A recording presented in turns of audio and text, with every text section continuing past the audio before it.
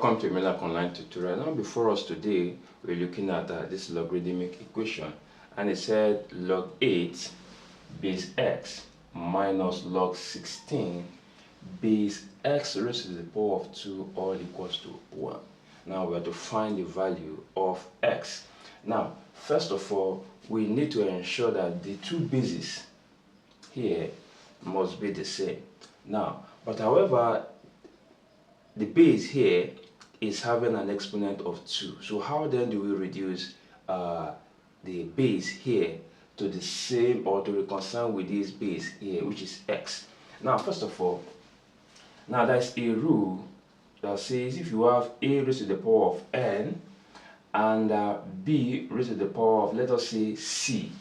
Now you can see that the argument a and the base a are both having an exponent. Now the rule says that both exponents will now be adjusted to becoming a constant before the log. So here we have that a all over c, then log a base b.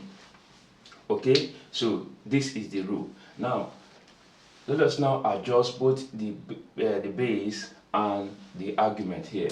So here we have log 8 base x minus log, now 16 can be adjusted to 4 raised to the power of what? 2. Okay, then x raised to the power of 2 all equals to 1. Now if we apply this rule, it implies that the exponent here 2 and the exponent here 2 will now become a fractional constant before the log. So there we have log 8 base x, then minus, then here you have 2 all over 2, then log 4 base x all equals what? 0. So we can then eliminate 2, so we are left with 1. So here we have log 8 base x, then minus log 4 base x all equals to 1. Now recall also that when you have log a now minus log b, now this will give us log a all over b. Okay, now applying this rule here, we'll get to have that this is log 8 all over 4 base x equals 1. Okay, and when we divide through here, now we get to have log 2 base x equals what?